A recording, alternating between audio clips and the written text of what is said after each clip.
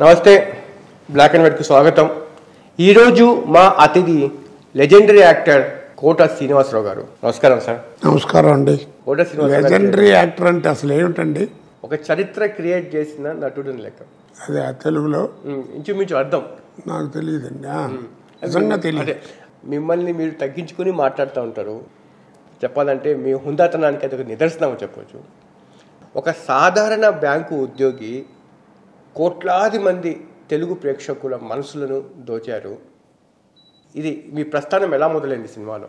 నేను అసలు సినిమాకి ఎప్పుడు ప్రయత్నం చేయలేదండి. మీరు నమ్మని నమ్మకపోండి. ఓకే. నేను ఎప్పుడు సినిమాకి ఎప్పుడు ప్రయత్నం చేయలేదు.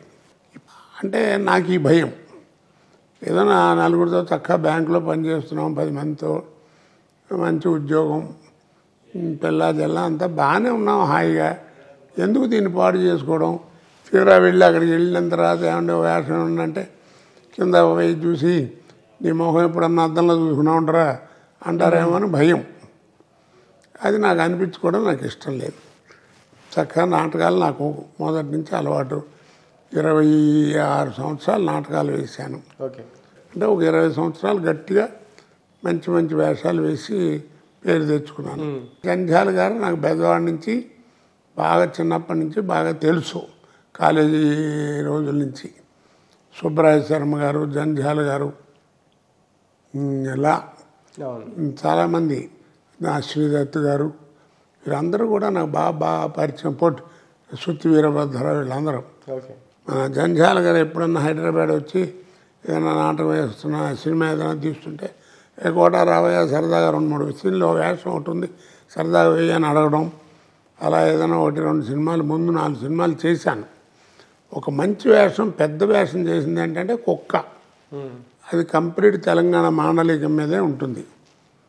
అంటే ఆ రోజుల్లో ఇందిరాగాంధీ గారు ఈ 20 పాయింట్ ఫార్ములా అని పెట్టి చాలా హడావిడి చేశారు. మంచి పని కూడా. దానికని ముందు అసలు నన్ను సెలెక్ట్ చేశారు. దాంట్లో నేను దేశరాజ్ హనుమంతరావు గారు, నేను, సుబ్బరాయ శర్మ గారు, ఇంకో ఇద్దరు, తర్వాత మన తెలంగాణ శకుంతల గారు అన్న పోయింది పాపం ఆవిడ, ఇలా చాలామంది, దేవదాస్ కనకాల గారి భార్య లక్ష్మి గారు, వీళ్ళందరూ కూడా యాక్ట్ చేసేవారు. అలా అలా అలా సినిమా అంతా వచ్చిందండి. సరే, తర్వాత నా జీవితం ఏంటో మీ అందరికీ తెలిసింది. ఇప్పుడు మీ పాత్రలు ఇంచుమించు ఒక 2-3 జనరేషన్ మీద బాగా ఇంపాక్ట్ చూపించింది. మా జనరేషన్లో బాగా కనెక్ట్ అయిన పాత్ర ఏంటంటే అహన పెళ్ళంటలో పిసినారి పాత్ర, జంధ్యాల గారు డైరెక్షన్లో. అంటే ఆ సినిమా మాత్రం సినిమా ఉన్నంతకాలం ఉంటుందండి అది. తర్వాత అన్నిటికంటే ఏమిటంటేనండి, అప్పటికి ఇప్పటికి తేడా. అప్పుడు హాస్యం, ఇప్పుడు కామెడీ. ఏముంది తేడా? అప్పుడు హాస్యం ఏమిటంటే ఎవరైనా, ఎన్నేళ్ళ వాళ్ళైనా, ఎప్పుడైనా, ఎక్కడైనా, ఎవరితోనైనా ఎప్పుడైనా చెప్పుకోవచ్చు ఆ ఇన్సిడెంట్లు. ఇప్పుడు వాళ్ళు అట్టా కాదుగా, కష్టం. కొన్ని వీళ్ళు చేసే కామెడీ ఎప్పుడు పడితే అప్పుడు చెప్పుకోలేము. అందుకే అది పైగా అది కూడా కాకుండా వాళ్ళే చెబుతుంటారు, ఇది కుటుంబ సమేత చూడదగ్గ సినిమా అని కదండి. అంటే ఇప్పుడు అంతా జబర్దస్త్ కామెడీ ఎక్కువగా ఫాలో అవుతున్నారు. ఎక్కువ నాడిపోతుందండి, అంతే. మనం ఏం చేయలేము. ఇప్పుడు సినిమా అనేది ఇప్పుడు లేదండి. నా ప్రకారం అంతా సర్కస్. ఈ టీవీలో జబర్దస్త్ కామెడీ వస్తూ ఉంది కదా, అవి చూస్తున్నప్పుడు మీకు ఎలా అనిపించింది? అనిపించడానికి ఏముందండి, దాంట్లో ఏముంటుంది? ఏదో 4 డైలాగులు మాట్లాడటం తప్ప, ఏదో బట్టలు గెట్లు వేసుకుని ఏదో చేయడం తప్ప. ఇప్పుడు అనసూయ గారు ఉంది, మంచి నటి, మంచి డాన్సరు, మంచి పర్సనాలిటీ, చక్కటి ఎక్స్ప్రెషన్ అన్నీ ఉన్నటువంటి ఆవిడ. మరి ఆవిడ చూడండి, మరి ఆ ప్రోగ్రాంలో ఆ డ్రెస్సు కొంచెం నాకెందుకో నచ్చదు. డ్రెస్సుగా చక్కగా మామూలుగా ఉంటే అలాంటి అందమైన ఆవిడ ఎట్లా వస్తే చూడరండి, చక్కగా చూస్తారు కదా. ఇప్పుడు రోజా గారు దాంట్లోనే అదే ప్రోగ్రాం వస్తే చూడట్లా. అది ఒక్కటే నాకు నచ్చదు. మిగిలినంతా ఏముందండి, వాళ్ళు చేసింది ఎట్లా ఉందంటే వాళ్ళకి ఏమన్నా స్టాండర్డా ఏమన్నా ఉందా? ఏదో లక్కీగా వచ్చింది, శుభ్రంగా జరుగుతుంది, వెళ్ళిపోతున్నా. అంటే ఒకట్లే అండి, ఇప్పుడు డ్రెస్లు ఎవరి డ్రెస్లు వాళ్ళ ఇష్టం కదా అని చెప్పి, ఎవరి డ్రెస్ అనేది వాళ్ళ ఇష్టం కదా, మనము అలా అనకూడదండి, తప్పు. ఇప్పుడు మీరు టీవీ యాంకరు మీ ఇష్టం వచ్చాడు మాట్లాడనిస్తారా మీ ప్రొడ్యూసర్లు కానీ ఎవరన్నా? అదే ఉం? లేదండి, అవతల వాళ్ళ గౌరవాన్ని తగ్గించే విధంగా అది మరి మాట్లాడతానంటే ఇప్పుడు ఇక్కడ ఏంటంటే స్త్రీ పురుషుడు అని రెండు ఉన్నాయి ఇక్కడ. ఆవిడ మీద గౌరవం ఉంది కాబట్టి అట్లాంటి లేకుండా చక్కగా చేస్తే బాగుంటుంది అన్నాను. అక్కడ చేస్తే ఏముంటుందంటే ఆన్సర్ లేదు. అవును, మీరు వయసులో బాగా ఉన్నప్పుడు ఎన్నో సినిమాలు చేశారు, కానీ ఆ సమయంలో వివాదాలు ఏం రాలేదు. ఇప్పుడు వయసు మీద పడినప్పుడు ఎక్కువ సినిమాలు చేయనప్పుడు ఎక్కువ వివాదాలు ఎందుకు వస్తున్నాయి సార్? నా మీద ఏం వివాదాలు వచ్చాయి?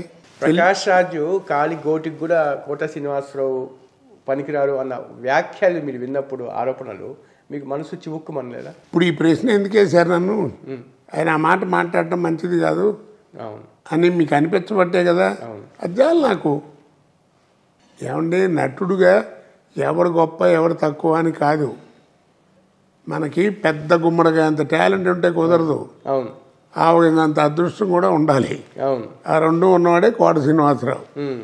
అతనికి ఈ గురించి ఎప్పుడు ఏమీ మాట్లాడేవాడిని కాదు. ఆర్టిస్ట్గా ఎవరి క్వాలిఫికేషన్ వాళ్ళది, భగవంతుడు నాడు చూపించడానికి. కానీ మీరు చివరిలో చేసిన ఈ కామెంటు ప్రకాష్ రాజ్ ఓటమికి కారణమైన ఒక 10-15 కారణాల్లో ఇది కూడా ఒక కారణమని అనుకుంటున్నారు కోట అనుకోనివ్వండి. ఇప్పుడు నేను ఏదైనా తప్పు మాట్లాడాను అనుకోండి ఎలక్షన్ టైంలో, అది డెఫినెట్గా బ్యాడ్ జరుగుతుంది. ఇప్పుడు చిరంజీవి గారు బ్రహ్మాండమైన నటుడు అంటే నిజంగా చెప్తున్నాను, నా హృదయం నుంచి మాట్లాడుతున్నటువంటి మాట. చిరంజీవి గారు చాలా మంచి నటుడు. ఆయన సినిమా ఒక నంది అవార్డ్స్కి కాంపిటీషన్లో ఒక సినిమా ఏదైనా వెళ్ళిందనుకోండి, ఆ సినిమాకి ఏం ప్రైజులు రాలేదు, ఏం రాలేదు. ఇంకేదో మామూలు సినిమాకి ప్రకాష్ రాజ్ గారు నటించిన సినిమాకి వచ్చిందనుకోండి, అంటే చిరంజీవి గారు నటుడు కదా. ఏమండి, నేషనల్ అవార్డు వచ్చింది నాకు, అది ఇదంటే వస్తే బోల్డ్ మందికి వచ్చింది. రంగారావు కంటే గొప్పవాడు ఆయన.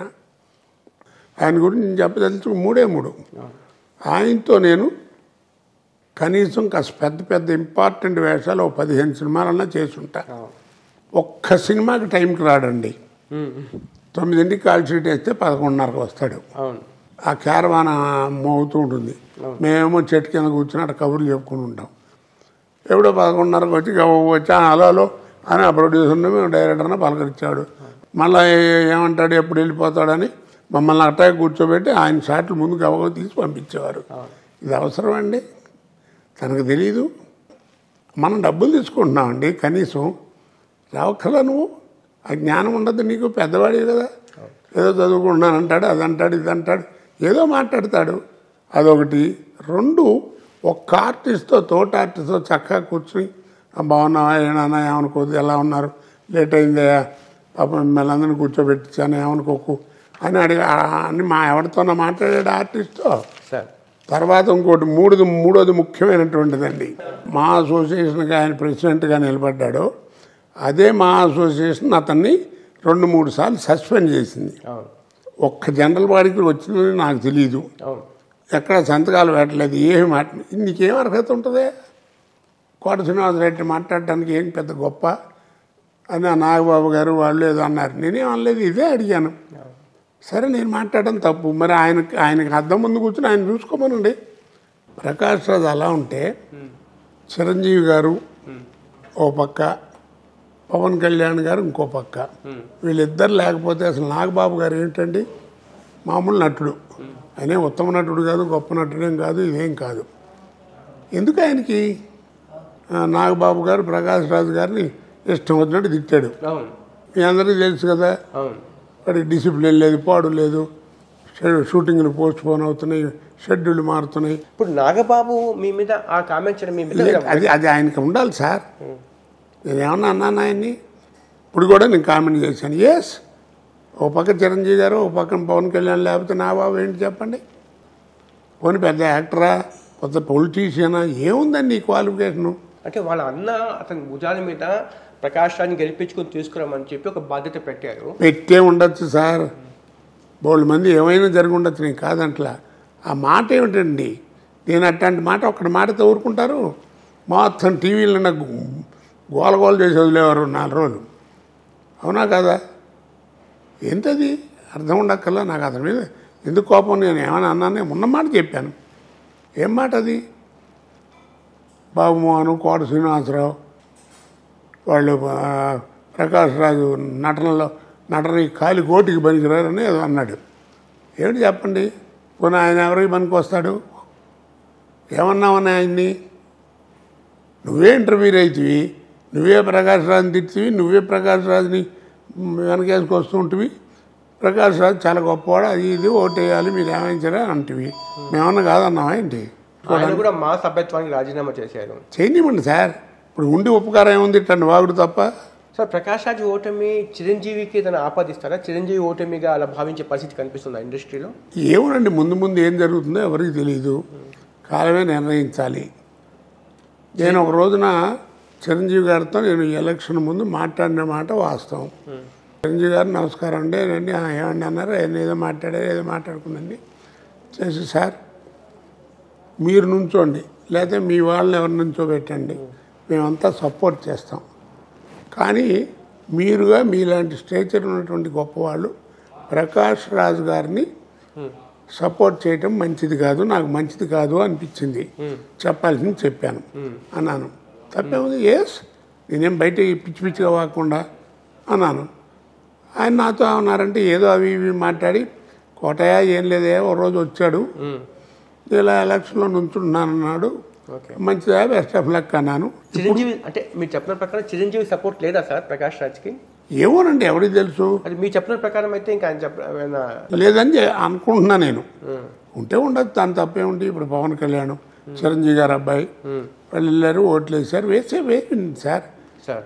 అలాంటి వాళ్ళు కాదు, ఎంతోమంది వేయకపోతే 294 ఓట్లు ఎట్టా వచ్చినాయి అతనికి.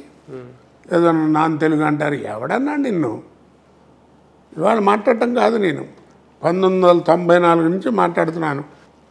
4.5 రోజులు హంగర్ స్ట్రైక్ చేశాను. ఓకే, తెలుసో మీకు తెలీదు. అప్పట్లో హైదరాబాద్ వచ్చిన కొత్త ఇండస్ట్రీ, ఓకే, మెడ్రాస్లో ఉండే యూనియన్లు ఇవన్నీ కూడా అక్కడ హెడ్ వాళ్ళు పుచ్చుకుని తొందరగా ఒకటి నిర్ణయం చేశారు. ఓకే, మీ హైదరాబాద్ వాళ్ళకి ఎవరికి మెంబర్లుగా చేర్చుకున్నా తప్ప వాళ్ళకేం పెద్ద వర్క్ రాదు, నేర్చుకోవాలి, ఆ నేర్చుకున్న తర్వాత చూద్దాం. కాబట్టి ఫైటర్లు కానీ డాన్సర్లు కానీ ఎవరైనా సరే 4 చొప్పున వాళ్ళని మిమ్మల్ని నిల్వ చేస్తాం, వచ్చి చేసి నేర్చుకోండి అని చెప్పి మొదలెట్టారు. దానికి నేను ఇష్టట్లే, నువ్వెవడో చెప్పడానికి, ఊరికే కబుర్లు కాదు. చేశాడు అయినా ఏమన్నా చేశాడా? అన్నమాట అంటే ఇవన్నీ చేయాలని ఆత్మ ఉంది, ఆత్మ ఎవరికి లేదు. సార్ రిజల్ట్ చూసిన తర్వాత ప్రకాష్ రాజ్కి వ్యతిరేకంగా చాలామంది ఏకమయ్యారు అని అనిపిస్తూ ఉంది. అంటే నందమూరి కుటుంబము బాలకృష్ణ సపోర్ట్ కూడా మంచు విష్ణుకే ఉన్నట్టుగా అనిపించింది. మీరు ఏమంటారు సార్? క్లియర్గా తెలుస్తోంది కదా, లేకపోతే మంచు విష్ణుకి అన్ని ఓట్లు ఎట్టా వస్తాయి?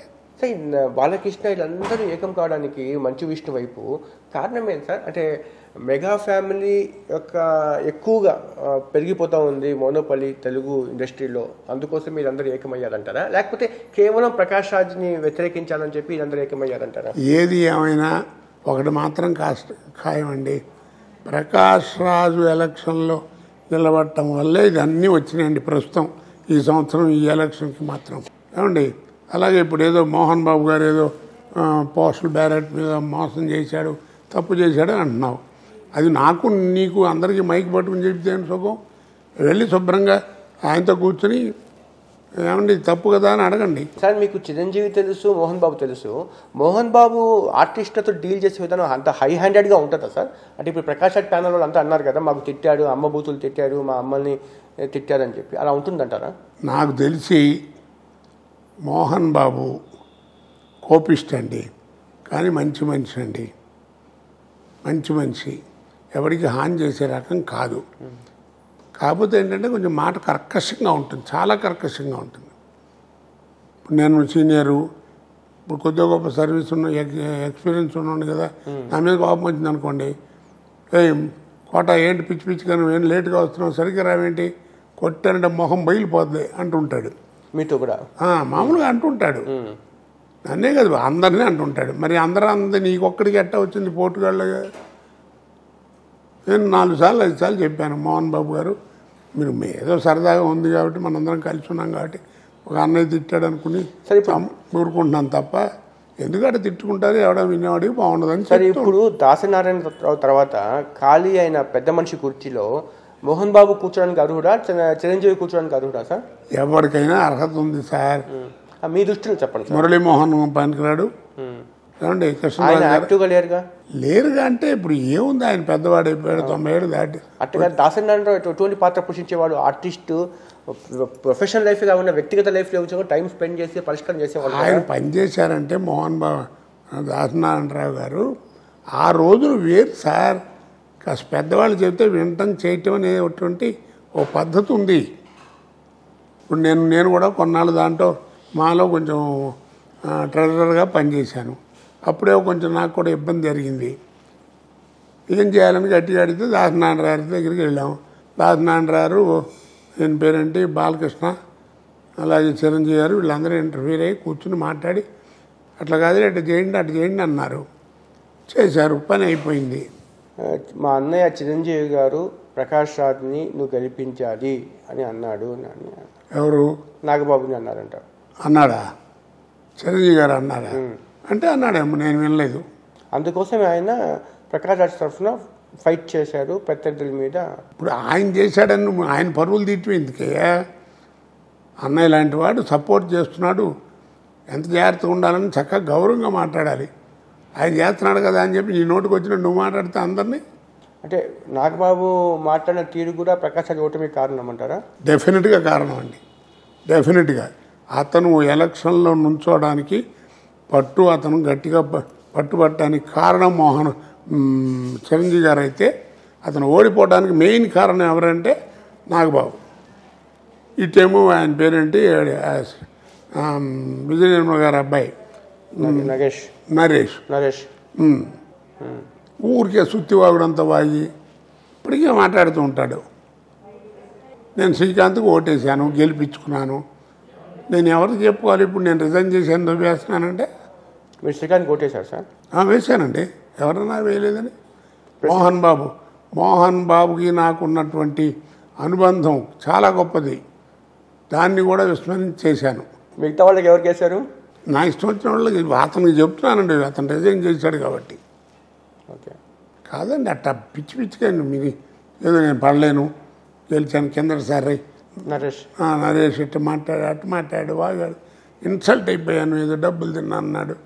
వాడు ఉండగా నేను పని చేయటం ఎందుకు నుంచున్నావు? మరి ఒకవేళ వాడు గెలిస్తే నేను పని చేయాలి కదా అనే జ్ఞానం నీకుందా లేదా? మరి నువ్వు ఎందుకు ఉంచున్నావు?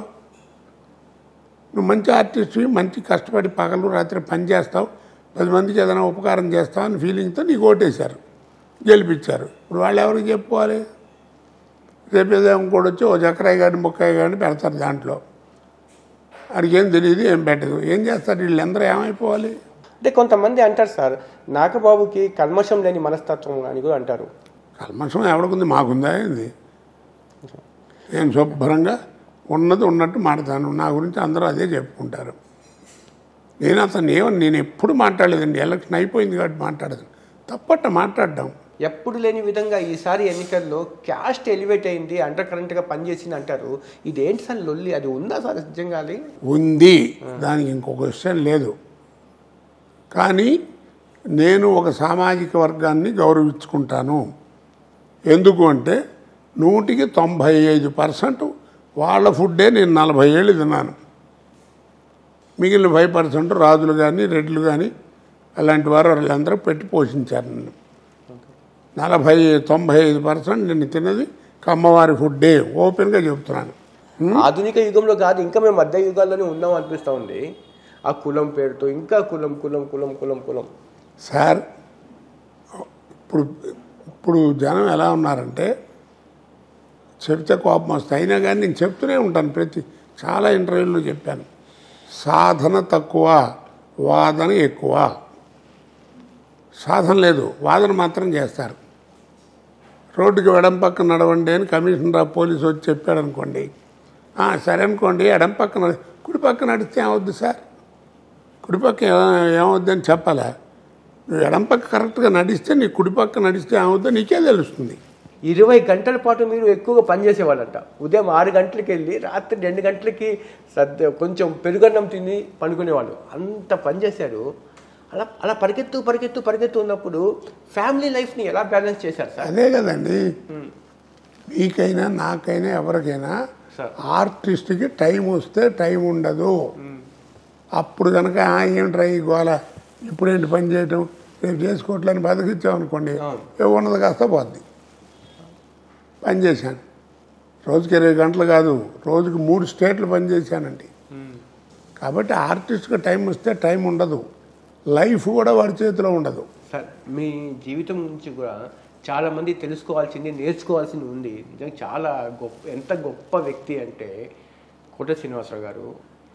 సార్ భార్య భర్తలు ఎలా ఉండాలి, ఆ అన్యోన్యత ఎంత ప్రేమగా చూసుకోవాలి భార్యకి అనేది చాలామంది మిమ్మల్ని ఉదాహరిస్తూ ఉంటారు సార్. ఎందుకు వచ్చింది అసలు వాళ్ళకి ఆ ప్రశ్న?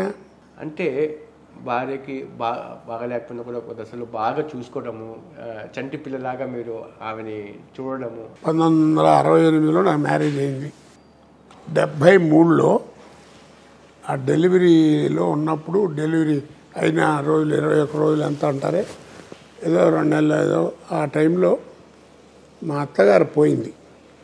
ఆ పోయినప్పుడు మా ఆవిడకి కొంచెం షాక్లా వచ్చింది. మనకు తెలియదు అప్పుడు. 73 అంటే నేను మా ఆవిడ మేమే కదా అప్పుడు. వైద్యం కూడా ఇంత డెవలప్ అయ్యి ప్రతివాడు వైద్యం గురించి మాట్లాడే రోజులు ఎక్కడున్నాయి. She has become a psychiatric patient. She doesn't know who am I for 30 years. ఎవరో క్లోజ్గా ఉండే ఫ్రెండ్స్కి, నాతో నాటకాలు వేసిన వాళ్ళకి మా గురువులకి వాళ్ళకి తెలుసు తప్ప బయట వాళ్ళకి ఎవరికి తెలియదు. నేను చెప్పను కూడా. ఇప్పటికి కూడా ఇప్పుడు కొంచెం కూతురుబడి కాస్త ఏదో పెద్ద వయసు వచ్చిన 72 దానికి ఏదో మాటలు ఉంటే బాగుండకపోవటం చేయటం ఇది సహజం కదా, వయసును బట్టి వచ్చేవి. మరి నేను ఓర్పుగా ఉన్నాను. నన్ను అందరూ తిడతారు, ఏమై అట మాట్లాడుతుంటే ఊరుకుంటావు ఏంటని. ఊరుకోక ఏం చేస్తాం? ఒక్కటే గుర్తుంచుకోండి సార్, ట్యూబ్లోంచి బయటకు వచ్చిన పేస్ట్ని గుమ్మం దాటెళ్ళినటువంటి సంసారాన్ని ఎవడు వెనక్కి లాక్కులాడాడు. మా వీక్షకులు ఇది చాలా వాల్యూడ్. జీవితాన్ని మదించి తెలుసుకొని సమాజాన్ని ఇంత దూరం నుంచి అర్థం చేసుకున్న గొప్ప వ్యక్తి చెప్తున్న మాటలు ఇవి. ప్లీజ్ ఒకసారి వినండి. ట్యూబ్లోంచి బయటకు వచ్చిన పేస్ట్ని, గుమ్మం దాటెళ్ళినటువంటి సంసారాన్ని ఎవడో వెనక్కి తీసుకురాలేడు. కోర్టులో కూడా నువ్వు విడాకులకు వెళ్ళినప్పుడు 6 నెలలు 7 నెలలు టైం ఇస్తారు. ఆలోచించుకోండి, చక్కగా ఎందుకు విడిపోతారు, పిల్ల పాపలతో చక్కగా హాయిగా ఉండండి అని చెప్తారు. కాబట్టి మనం ప్రయత్నం చేస్తామే తప్ప వాళ్ళిద్దరి మధ్యన ఎవరికి తెలుస్తుందండి? భార్యాభర్త మధ్యలో ఏం గొడవ ఉందని మనం ఏమైనా చూసామా? ఏదో ఇంగ్లీష్లో ఇప్పుడు కొత్తగా మాట్లాడుతుంటారు. 2-3 పిల్లలు పుట్టిన తర్వాత విడాకులు ఏమిటంటే ఏదో మైండ్ సెట్గా అలవట్లేదంట. ఏమిటి కలిసేది? 3 పిల్లలు పుట్టేదాకా 2 పిల్లలు పుట్టేదాకా తెలియదా? ట్యూబ్లోకి మళ్ళీ ఎక్కించాలనుకుంటే చేతికి అంటుంది తప్ప అది లోపలికి వెళ్ళదు. అట్లాగే ఈ సంసారం కూడా బయటికి అలరైపోద్ది తప్ప లోపల రాలేదు. కాబట్టి అది జాగ్రత్తగా ఉంచుకోవాలి. నా రెండో కూతురు షీజ్ ఎంకామ్ ఎంఈడి. బెజవాడలో నేను ఎప్పుడు రిక్షా ఎక్కలేదు, సరదా రిక్షా ఎక్కుదామని మా శంకరం, మా తమ్ముడు గారి కూతురు, అక్కడ మా అక్కయ్య గారికి, మా చెల్లెళ్ళ కూతుళ్ళు అందరూ కలిసి రిక్షా ఎక్కి సరదాగా వెళ్దామని. బెజవాడ బాగా ఐడియా ఉందా మీకు? అవును సార్, నేను విజయవాడ పనిచేశాను. ఆ లో బ్రిడ్జ్ ఉంది కదా, వీళ్ళు 1 టౌన్ నుంచి 2 టౌన్ వెళుతున్నారు. ఆ ఎదురుకుండా వచ్చే లారీకి ఏదో బ్రేక్ ఫెయిల్ అయిందట. ఆ డివైడర్ కూడా దాటి వీళ్ళ వ్యాన్కి కొట్టింది. కొడితే ఫస్ట్ స్ట్రోక్ వీళ్ళ దాటంతో దూరంగా పడ్డారు. ఆ ఇన్సిడెంట్లో 2-3 పోయారు కూడా. లక్కీగా అది బతికింది. ఆ యాక్సిడెంట్లో లగ్గు. ఆ తర్వాత ఎలా దీని జీవితాన్ని ఏడుస్తూ కూర్చున్నామని. అలాంటి లైఫ్లో నేను ఎవరి దగ్గర అయితే గుమాస్తాగా పనిచేశానో బ్యాంకులో, ఆయన నేను ఇయ్యకు కూడా అయ్యాను. మహానుభావుడు, పెద్దలు దయదలిచి. కానీ ఏదైనా కానీ మొత్తానికి మ్యారేజ్ అయింది, దానికి ఆడపిల్ల, చక్కగా లక్షణంగా ఉంటున్నారు. సరే జీవితం బాగానే ఉందిలే, నడుస్తుంది అనుకున్నా. మీకు తెలుసు కదా మా అబ్బాయి, వాడు ఎగిరిపోయాడు. మరి ఇన్ని బాధలు పెట్టుకుంటూ మరి 10-12 ఏళ్ళ నుంచి వాడు పోయిన తర్వాత కూడా ఎక్కడన్నా సినిమాల్లో ఎక్కడన్నా మీకు చూసారా? ఆ బాధని చూడరా? ఎప్పుడు నేను దాని గురించి మాట్లాడను. భగవంతుడు ఎంత పేరు ఇచ్చాడో అంత కష్టాలు కూడా ఇచ్చాడు, వీటిని తట్టుకునే గుండె కూడా ఇచ్చాడు. బాగుంది, అంతే, చేయటం మన ధర్మం. ఏదో ఎప్పుడైనా బోరు కొట్టి ఇంట్లో కూర్చొని ఏడుస్తూ ఉంటాను, ఏముంది. ఇప్పుడు చూడండి సార్, మీరు కూడా వీక్షకులకు నేను చూస్తున్నా చూడండి, ఈయన స్టార్డమ్ అనుభవించారు. ఆ రోజుల్లో 30 సంవత్సరాలు 25 సంవత్సరాల క్రితమే ఒక టాప్ హీరోకి ఎంత క్రేజ్ ఉండిందో ఒక కోట శ్రీనివాసరావులో అంతే క్రేజ్ ఉంది. కానీ ఆ సమయంలో మీకు పెళ్లి చేసుకోమని చెప్పి ఎవరు చెప్పలేదు సార్ యాక్చువల్గా? అంటే మీకు కేవలం ఆ ప్రేమ వల్లే అలాంటి? ప్రేమ కాదండి, మన బాధ్యత. అది ఏ క్యాస్ట్లో అయినా సరే, క్రిస్టియానిటీలో అవ్వనండి, ముస్లిమిజంలో ఎవరైనా సరే, పెళ్ళాన్ని ధర్మంగా చూసుకో. నీ ఏడుపు నువ్వు ఏడు, బయట ఏమన్నా ఏడిస్తే ఎవడేమన్నా. సార్ మీకు మరో జన్మ అంటూ ఉంటే మళ్ళీ ఇండస్ట్రీలోనే తెలుగు కోట శ్రీనివాసరావు అని పుట్టాలనుకుంటారా, లేకపోతే వద్దనుకుంటారా ఈ ఇండస్ట్రీలో? చక్కగా ఇప్పుడు నాకు ఏ రకంగా జీవితం ఇచ్చారో చక్కగా కష్టాలు కొంచెం తగ్గించేయి ఏమండి, మనిషిగా చక్కగా సుఖపడుతూ 10 మందికి ఉపకారం చేసేటువంటి మనిషిగా బతకాలని నా ఉద్దేశం. ఇంకో జన్మ అంటూ ఉంటే, ఒకవేళ ఆ జన్మ నిజంగా ఇస్తే అలా బతకాలంటే నేను ఎలా ప్రవర్తించాలి, సద్వాక్కు సత్ప్రవర్తన అన్నీ కలిగి ఉండాలి నేను. అది కూడా నాకు చక్కగా ప్రసాదించి చక్కగా నన్ను కాపాడమని భగవంతుని కోరుకుంటాను. ధన్యవాదాలు సార్. సుమన్ టీవీ ద్వారా నాకు నా మనసులో ఉన్నటువంటి భావాలు, మంచో చెడ్డో, 40 సంవత్సరాల నుంచి నన్ను పోషిస్తున్న మహానుభావులు ప్రజలందరికీ చెప్పుకునే అదృష్టాన్ని కలిగించినందుకు గాను మీ సుమన్ టీవీకి ధన్యవాదాలు చెప్పుకుంటూ, సర్వే జన సుఖినో భవంతు.